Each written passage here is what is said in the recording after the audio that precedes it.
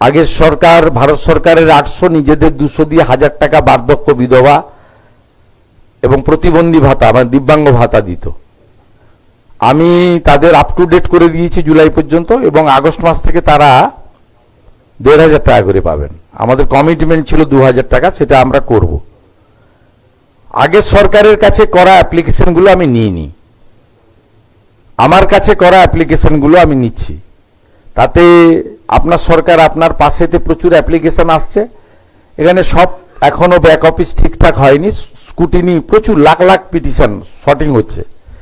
জনকল্যাণ শিবিরে যারা অ্যাপ্লাই করেছিলেন তাদেরকে নতুন বার্ধক্য ভাতা দেওয়ার ব্যবস্থা করেছি এবং এটা 2000 পরে করেও দেব। প্রথম প্রায় 9 মাস পরে ওই 500 টাকা লক্ষ্মীর ভান্ডার চালু করে। প্রথম তারা 24 সাল পর্যন্ত দিয়েছে 1,52,00,000 লোককে, তার মধ্যে 3 লাখ পুরুষ ছিল যাদের পাওয়ার কথা নয়।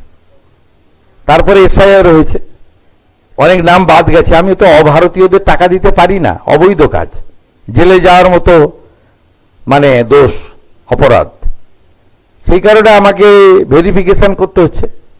আমি ভারতীয়দের দেব, ইতিমধ্যে 1,46,00,000 আমি টাকা ঢুকিয়ে দিয়েছি, 1,45,64,772 জনকে।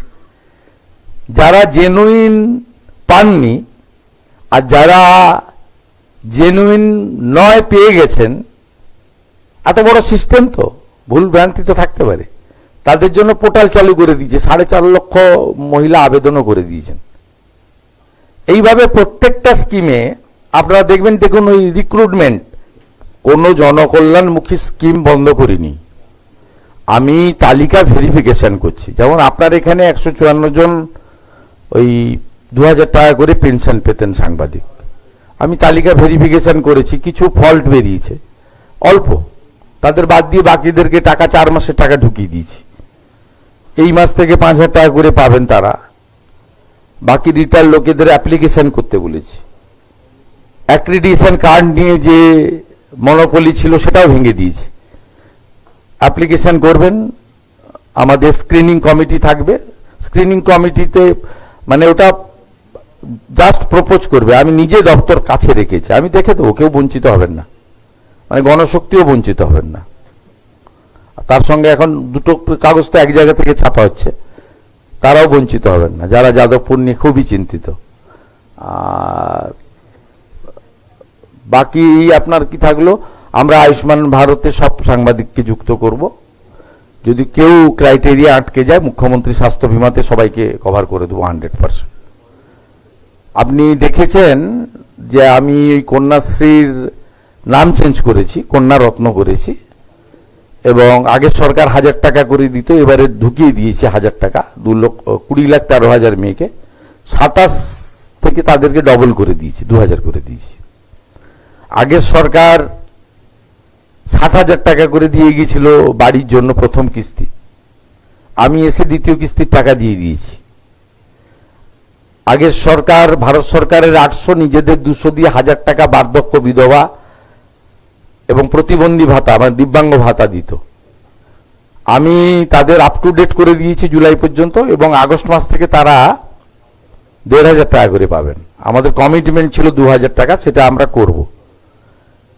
আগের সরকারের কাছে করা অ্যাপ্লিকেশনগুলো আমি নিইনি, আমার কাছে করা অ্যাপ্লিকেশনগুলো আমি নিচ্ছি।